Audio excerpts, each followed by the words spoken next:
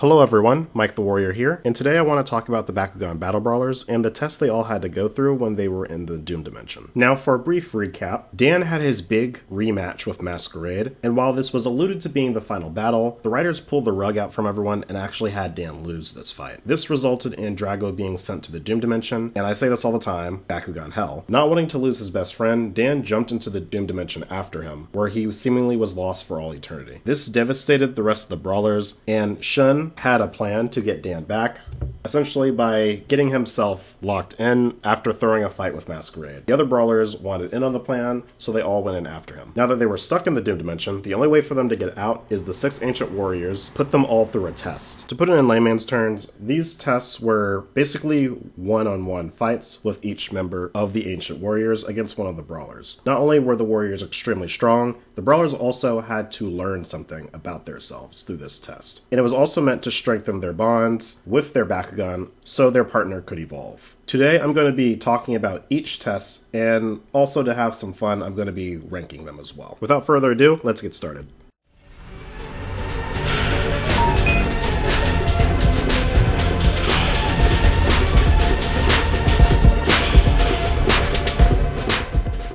At the very bottom we have Runo. Now, Runo's test seems mostly straightforward at first. It basically starts off with her dealing with this really annoying brat from her childhood, and later she realizes that this kid is actually Dan, and she just didn't notice. And then, like all the other tests, the battle starts, and she's getting curve stomped at first before she eventually makes a comeback. And in the process of making the comeback, Tigrera also evolves into Blade Tigrera. The main reason I have this at the bottom for me is that it's just a little confusing in terms of what's the actual point of the test. Like, is it supposed to be she's in love with Dan? In the dub, at least, she says that they're friends forever, and so this is me in post. I am going to just address this now because I had recorded all of these, I had written it down, and it was bothering me, so I just decided to look up a little bit more information about Runo, and I found out through the Japanese version that yes, Runo's test was supposed to be her admitting that she's in love with Dan. So now that we have that, I'm going to change where I had placed this. I'll kind of show that at the end. Anyway, let's keep moving. Next we have Dan Kuso, and if we were simply going off of spectacle, Dan takes the top spot by a mile, just of how crazy his battles had gotten. At first, Dan's just fighting Apollinaire, but once he beats him, nothing happens. Then Dan goes up and we get the cliffhanger that in order to fully evolve Drago, he has to beat all of the other Brawlers, with the exception of Runo because she was the clown he was just fighting. Dan then proceeds to run the gauntlet and fights everyone one by one. He then takes the detour to fight Runo, which they seem to discuss as if he didn't have to do. So I'm just going to assume that he didn't have to fight her. And then he finally gets to fight Shun, and he finally gets to win after the defeat he got last time. Because of this, Dan takes the number 2 spot of being the most powerful, and Dan evolves Drago a second time into Pyrrhus Ultimate Dragonoid. As I said, if it was just going off of how intense these battles were, Dan's test would take the top spot. However, my main issue is kind of similar to the last one we went over, and that's basically what exactly is the point of the test here. Like, what was Dan supposed to learn? The closest I got is you gotta do whatever it takes to win, and that kinda works, but only for Drago, because Drago had to kill Wyvern in order to stop Naga, and I don't think Dan really had to learn that because he'd never really applied that lesson. Now, before we go on to the next one, I do want to reiterate that I do love all these tests, because as I just said, if we were just going off of how intense these battles were, Dan's kinda just is the best one, just because he ran the gauntlet. But if I'm comparing these in terms of like the story on what were they supposed to learn, that's why this is so low. Anyway, let's move on. Next, we have Marucho, and to put it in the quickest way possible, Marucho sees a clone of himself, and he basically turns this into an episode of Persona 4, where Marucho has to accept his former self. I joke, but this is actually something that hit really hard for me growing up, and Preyas' evolution was actually really clever, because we got Angelos and Diablo.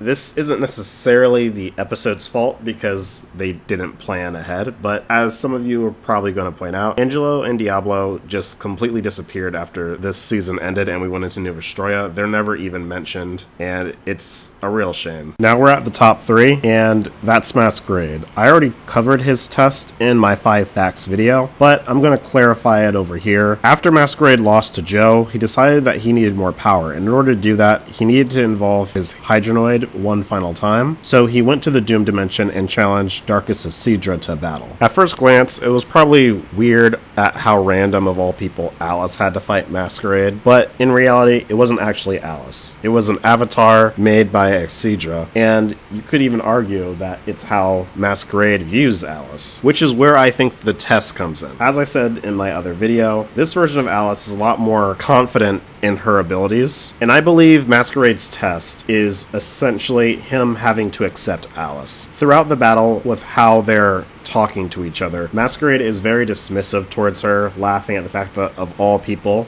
this is his opponent. And similar to Dan, even though his Bakugan evolved, I actually don't think that's where their test ended. I think their test had a final step in it, and that was for them to battle each other. And Masquerade was to accept Alice and also to finally have fun with the battle. Because once that battle with Dan is finished, he clearly wants Alice to be the one to take control and live her life. This is why Masquerade never comes back, as he knows that his spot isn't with the Brawlers, that belongs to Alice. And I just think that character arc for him was just done really well. Granted, you could argue that this is just my interpretation of the test, but it's how I see it, and because of that, Masquerade has the 3rd spot. Number 2, we have Shun, which is probably the most emotional one here, as Shun basically has to fight his dead mom. At first, it looks like his test is to just play with this little girl, and he's having fun doing so, but as soon as he does, she asks him to play Bakugan with her, and the realization of who she is breaks my heart every time I watch this episode. It's so sad for no real reason. They keep putting Shun through the ringer in season 1. The battle starts off simple enough, but after the first round is won, some pretty harsh mind games start being played, and Shun starts to question if he really wants to win or would he rather stay here. It's almost reminiscent of the battle he had with Dan, where he basically tried to manipulate Dan into having a battle that would never end. Unfortunately, this hesitation leaves Skyrus opened for an attack, and it looks like she could actually end up dying here. We get this really emotional scene with Shun breaking down as, well, Skyrus is technically like a second mother to him. It was the final gift that she wanted to give him before she passed away, and Shun cries out to Skyrus, apologizing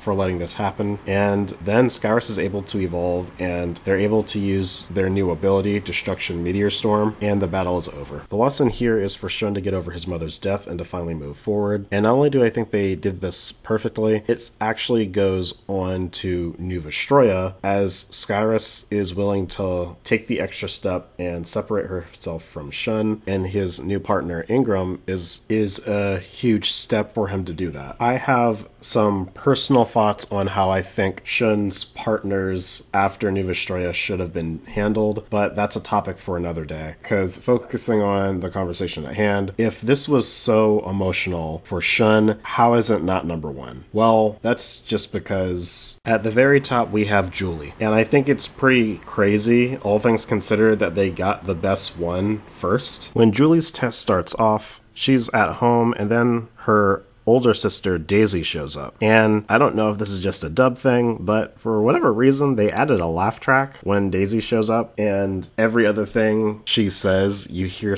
the typical laugh track bit in the background. And I just thought it was weird. But then the test starts, and she has to beat her big sister. And at first glance, the whole thing is, okay, she has to beat her sister because she's kind of jealous of her. And she's always being compared to her. You'll never be good as your sister, Julie. And that alone is something that a lot of people can get behind because it's kind of relatable. However, as Julie starts losing, we then get a flashback that reveals that the laugh track we've been hearing throughout the episode isn't actually a laugh track. It's the haunting memory of when Julie was acting in a stage performance at school, and all the kids and audience members were laughing at her because she was doing a terrible job. And that twist right there generally made my jaw drop when I was rewatching it, because I did not remember that at all.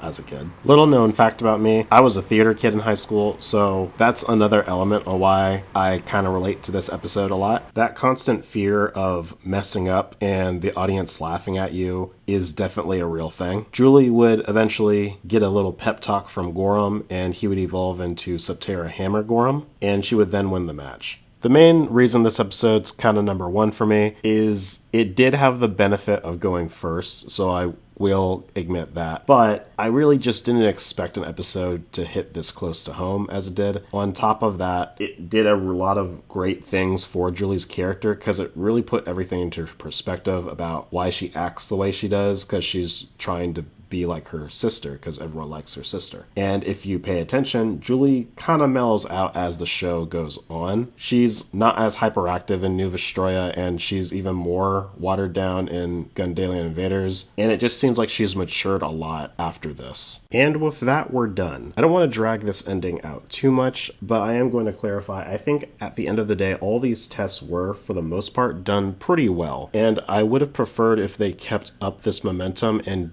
try to find another way to do this again in New Vestroya, as opposed to the ancients just giving their powers away and then the new Bakugan and Drago just evolve just like that. Because through the tests, we were able to learn more about the characters, and it also extended on their relationship with their Bakugan. I'll probably do a sequel to this video eventually, when I just talk about my thoughts on evolutions in a bit more detail. But until then, I'm Mike the Warrior. Be sure to like, comment, subscribe, and tell me what's your favorite test. What's your favorite evolution? And I'll see you guys next time.